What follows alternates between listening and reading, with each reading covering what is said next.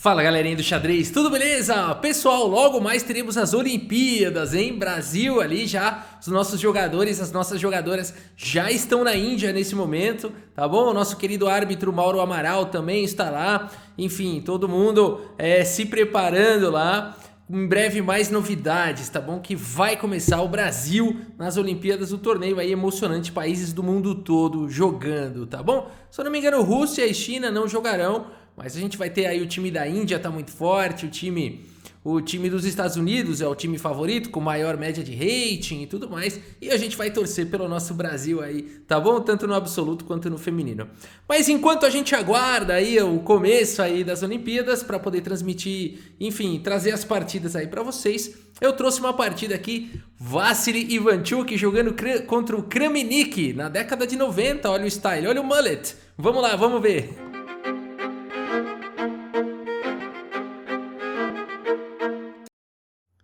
Muito bem, galera, a gente tem aqui bem anos 90 mesmo, as fotos, né, eu peguei da época, aqui o Vasily Ivanchuk, todo o seu estilo chororó, e o Kramnik também, né, por que usava essa moda em chororó no mundo todo, né, isso daí, os mullets e tudo mais, style demais aqui essas fotos então, e a gente tem essa partida, galera, uma partida que se preparem, extremamente divertida, entre Vasily Ivanchuk e Vladimir Kramnik. Kramnik que viria a se tornar campeão mundial, Vasily Ivanchuk também chegou a ser número 2 do mundo, quase se tornou campeão mundial, perdeu num match contra Ponomaryov, outro jogador ucraniano, foi por muito pouco ele não se tornou campeão do mundo de clássicas, né? Chegou a ser campeão de mundo em outras modalidades. Muito bem, aqui Vasily Ivanchuk tem as peças brancas e abre com o peão dama. E aqui cavalo em F6 jogado pelo Kramnik, depois de C4, G6, cavalo C3, bispo G7, o Kramnik vai jogando aqui a defesa índia do rei, E4 e aqui D6 jogado. Vamos ver essa índia do rei então. Aliás, se você quer conhecer um pouco de aberturas, também melhorar no xadrez, aproveita aqui na descrição do vídeo, tem bastante dica aí de curso para você melhorar no jogo, tá bom? Aqui, cavalo de G em E2 foi jogado pelo Vasily Ivanchuk, desenvolvendo aqui o cavalo, aliás, os cavalos, prestem atenção nos cavalos de Ivanchuk nessa partida. A partida seguiu com o roque e aqui F3, vai jogando com essa formação aqui o Ivanchuk, C5 foi jogado, aqui D5, E6, então aqui a gente acabou transpondo para uma Benoni, né? Muito comum, enfim, pode acontecer da defesa índia do rei acabar se transformando numa Benoni, como aconteceu aqui agora, né? Cavalo G3 foi jogado pelo Ivanchuk, os cavalos, aqui E por D5, C por D5 e agora cavalo de bem D7, segue desenvolvendo aqui o Kramnik, né? Mikhail Tal numa posição como essa, poderia pensar em desenvolver o cavalo em A6, será? Vamos fazer aqui o lance cavalo A6 com ideia de jogar cavalo C7. Aqui o Mikhail Tal costumava jogar as Benonis desta maneira, né? E depois seguia com A6, B5 e tudo mais, né? Aqui seria possível jogar dessa forma assim, mas Kramnik preferiu jogar com o cavalo de bem D7. Bispo E2 seguiu Ivanchuk. Um lance simples, curto, né? Aqui a partida seguiu com A6, A4, não permitindo expansão na ala da dama aqui do Kramnik. H5, um lance popularizado por Garry Kasparov em algumas linhas da defesa índia do rei, jogada então aqui pelo Kramnik. E o Ivanchuk não se assusta não, segue aqui com o bispo G5, controlando a casa de H4, desenvolvendo uma peça, cravando aqui o cavalo também.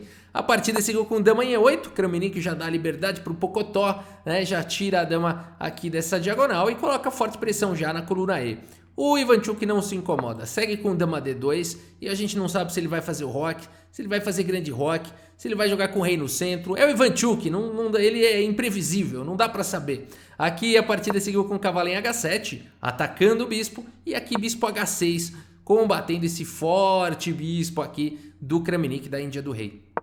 Dama em E5 foi jogado, trazendo uma defesa lá para G7, bispo por G7, dama por G7 e aqui o cavalo, aqui cavalo F1. Vale a pena olhar aqui, a gente já sabe que o lance é cavalo F1, mas para pensar, sério, nessa posição aqui, o que jogar de brancas, né? A gente não pensa num lance como cavalo F1 aqui, né? E é o melhor lance da posição, segundo os computadores, de longe é o melhor lance da posição. Mas qual que é a ideia? A gente tem que entender a ideia por trás de cavalo F1. esse cavalo quer vir para casa de C4, galera. É muito comum nas Benones aí da vida, nesse tipo de estrutura aqui das negras, quando as brancas conseguem colocar um cavalo em C4 pressionando aqui o peão de D6, começa a incomodar bastante aqui para as negras, né? Então tem que tirar o chapéu aqui, esse entendimento aqui do Ivanchuk. Cavalo F1, como ele diz mesmo, né? Não é que ele tem lá Knight back, ele tenta falar em inglês, às vezes the most, eu vou tentar falar o inglês aqui do Ivanchuk. The most difficult move in chess is to move knight back, né? Eu sempre faço essa brincadeira, tem uma entrevista aqui, o Ivanchuk fala que os lances mais difíceis, according to my experience, ele fala, de acordo com a experiência dele, os lances mais difíceis do xadrez são os lances de volta, do recuo do cavalo, né? E aqui o Ivanchuk vai para esse lance, então ele adora jogar dessa maneira, e é o melhor lance mesmo. Aqui a partida seguiu com F5, agora E por F5, não se incomodando de abrir aqui a coluna E, aqui G por F5 e o cavalo vai para casa de E3 aqui. Rei H8 foi jogado agora aqui pelo Kramnik e agora o cavalo chegou na casa de C4, atacando o peão de D6. E aqui dama em F6 foi jogado pelo Kramnik. Ô Rafa, pera aí.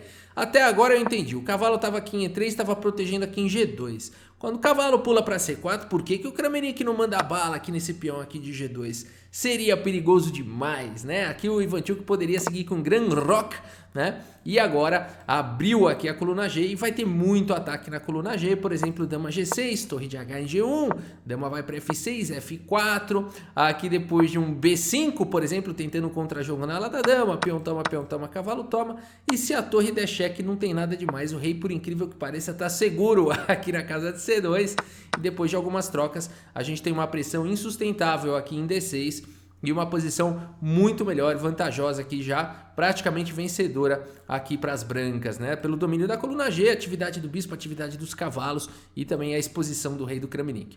Interessante demais aqui o lance cavalo C4 do Ivanchuk. O Kramnik segue com dama em F6, trazendo uma proteção para o peão de D6. E como seguir agora? Roque. Né? Simplesmente aqui o Ivanchuk coloca agora o rei em segurança. E agora a torre B8 foi jogado pelo Kramnik, tentando expandir na ala da dama.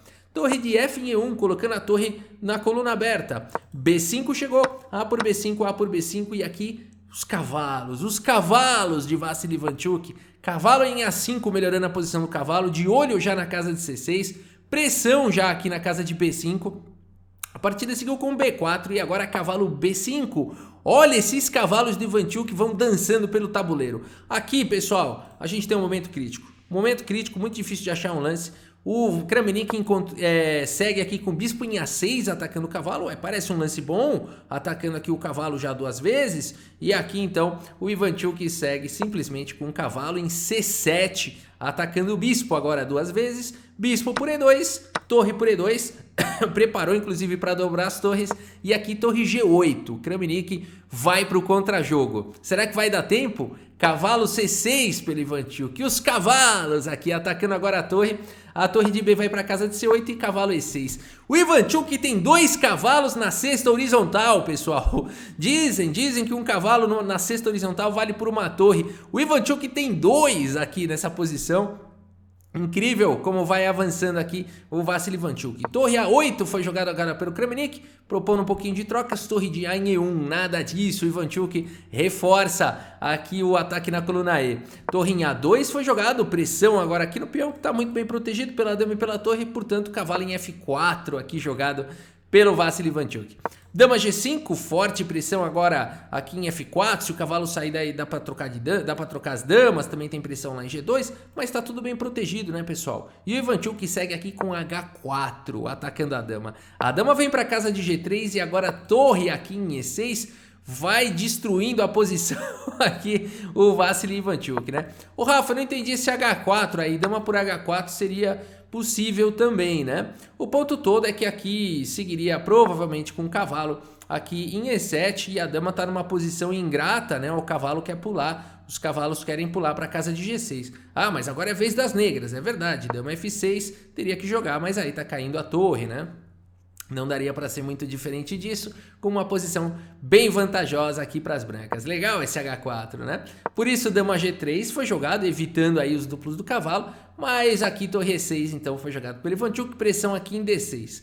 Cavalo de D em F6, o Kramnik já vai pro desespero, aqui vai tentando algum contra-jogo, mas o Ivanchuk segue com os cavalos, cavalo em E7 agora atacando aqui a torre de G vai lá para casa de A8, mas depois de simplesmente cavalo de G cavalo de F aqui em G6, Kramnik abandona aqui a partida. Como assim essa dama vai perder de qualquer maneira? Porque aqui depois de rei G7 tá vindo o cavalo por F5, dando um duplo aqui, sacrificando o cavalo, mas vai ganhar a dama e com certeza tem uma posição vencedora. Vasily Ivanchuk, Kramnik abandonou porque não dá mais, pessoal. Ele perdeu a dama à força e a pergunta que eu te faço é: aonde o Kramnik perdeu? E pessoal, é muito difícil de encontrar essa resposta. Eu vou falar pra vocês, vou mostrar o relatório e vou falar onde é que ele perdeu, tá bom? Porque a gente olha essa partida e fala, mas peraí, o que aconteceu? Onde é que o Kramnik errou, né? O Vasily Ivanchuk foi tão preciso, que olha aqui no gráfico o que aconteceu, olha só. Aqui a gente tem então, olha só, o gráfico, opa, cadê o gráfico? Aqui em cima o gráfico e a precisão. Galera, 94,9% de precisão para o Ivanchuk, que coisa maravilhosa, não? E aqui 81,5% de precisão para o Kramnik. A gente olha aqui no gráfico que realmente foi assim, nas imprecisões que o Kramnik jogou, o Ivanchuk jogou mais preciso e de repente quando viu ele estava ganho, né? Não teve assim exatamente um ponto. Mas, analisando assim com mais cuidado, com redes neurais e tudo mais, eu consegui descobrir um ponto assim de inflexão, vamos falar assim, um ponto onde dali pra frente realmente ficou difícil, né? Vamos voltar lá pro tabuleiro? Muito bem, galera, e esse ponto é aqui, olha só, né? Quem diria, né? Uma coisa incrível, mas é aqui no lance 24. Quando o Ivanchuk faz o lance cavalo B5, as pretas já tem problemas, né? O rei exposto, posição meio estourada, né? Aqui os cavalos chegando. Agora, dá para segurar essa posição? Por incrível que pareça, né? O computador aceita tudo, né? Você põe num supercomputador e ele fala, não, dá para jogar de negras ainda dá, né? Aqui a partida seguiu com bispo A6 e aqui já não tem mais volta, as brancas vão ficando cada vez melhores, mas os computadores falam, olha, aqui deixa comigo, torre G8 aqui vai pro contra-jogo. Como assim, né? Aqui poderia seguir, por exemplo, com F4 e aqui dama F8, olha só, né? Com que ideia? De dar a casa de F6 para os cavalos, o cavalo quer vir aqui para E4 e a dama tem que continuar protegendo aqui em D6. Essa seria uma manobra. Depois de cavalo C6, nada fácil ainda, torre B7. Depois de torre A7, tentando trocar aí a torre, cavalo de D em F6, trazendo o cavalo aqui para o jogo. Né, trazendo o cavalo para o jogo. Aqui torre por B7, bispo por B7, bispo F3, poderia seguir na partida, cavalo E4. Vou passar aqui os lances, mas foi um estudo aqui que eu fiz, né? Onde mesmo as pretas perdendo bastante material, né, as pretas aqui tem 2 peões a menos, mas as pretas também e a posição é equilibrada. Como assim equilibrada, Rafa? Tem 2 cavalos monstros, 2 peões a mais, rei estourado.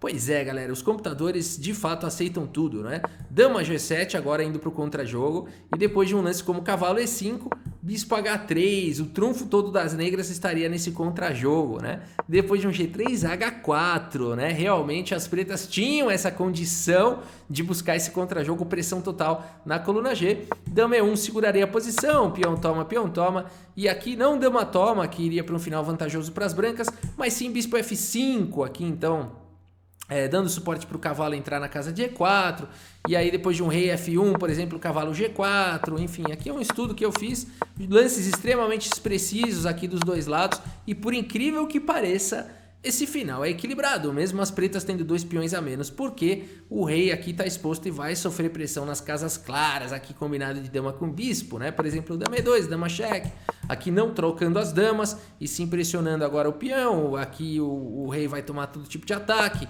cavalo D6 seria possível, a dama vir para cima do rei, o rei consegue se proteger, aqui por incrível que pareça, o rei se protege, e aqui esse estudo mostra então que a gente teria uma posição equilibrada, onde as pretas sempre estão ameaçando cheque, capturar peão, enfim, sempre vão ter um contra-jogo, algum perpétuo, alguma coisa nessa linha, né? Fora esses peões aqui que, queira ou não, são perigosos no futuro, né?